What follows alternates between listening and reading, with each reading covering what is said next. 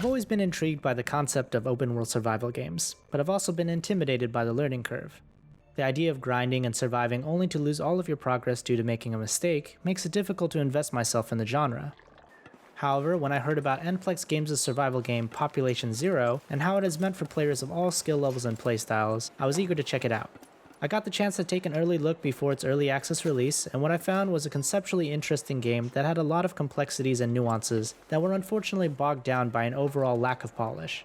Population Zero has a sci-fi setting, with the premise being that you were on a spacecraft that crashes. This event left you and other human passengers on an unknown planet. You were then left to explore an unknown frontier, gather resources, and build up a colony. It was refreshing to see a survival game set in a 70s inspired science fiction setting, and I found it really helped add to the concept of surviving the unknown, since literally everything in the environment was foreign to me. Having to learn what different materials looked like and where to gather them helped with the immersion. Population Zero features a Pve mode, which is meant to give you the layout of the world, the mechanics, and teach survival skills. Each new campaign gives you 7 days to progress the story and develop your character. Over the course of the 7 days, you will complete quests and objectives that will offer you skill points that allow you to go down a trait tree and unlock new recipes for crafting. Additionally, you will unlock perks that can be slotted to improve aspects of the character, such as greater combat damage, resource gathering proficiency, and hunger reduction.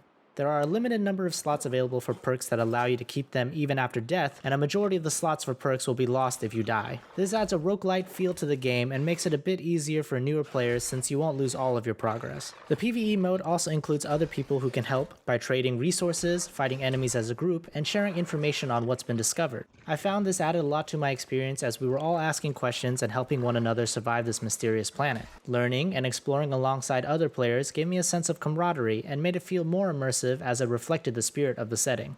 However, there are some quality of life elements that I would like to see added to make this portion of the game even better. Chatting with other players is difficult due to there only being a single chat feed. You can't really tell who is talking or where the person is on the map, which makes teaming up and playing with other people difficult. There's also the absence of a party system, and only one person can pick up loot from a defeated enemy. PvP in Population Zero is a separate game mode and one that is geared towards veteran survivors. I didn't get to check this mode out, but from what I understand, it shares a lot of the aspects of PvE, with a significant difference being that you only have one life and will lose everything upon death. However, one thing the game does differently in PvP is that dying increases your mutation level, which will eventually turn you into a monster called a Void.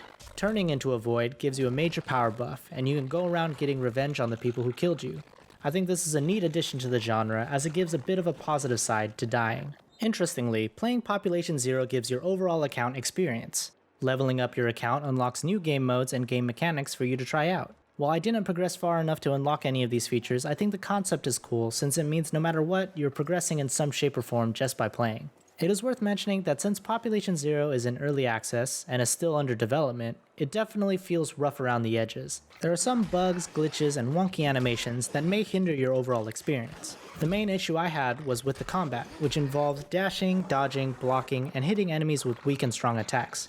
There's a stamina bar here that gets consumed with every action you take, and once you drop to 0, you need to pause until you gradually regain it, which worked out fine for the most part. However, the animations of the characters made it difficult to understand hitboxes and ranges. It made combat feel tedious and unsatisfying, and I hope that it gets tightened up in the final release because it's a major part of the game. Population Zero still needs some work done. The content offered in the early access build made me very interested in seeing where this game goes. There is a myriad of features and mechanics to explore, and it amounts to a lot of potential. I'll be following the development of Population Zero to see where it goes. Still, from what I've already seen, I like the general direction of the unique survival sci-fi adventure. Thanks for watching. Please read the full preview on noisypixel.net. NoisyPixel is run by a group of gamers that work hard to deliver gaming news, reviews, previews, and more. Please subscribe to keep up with all our future content.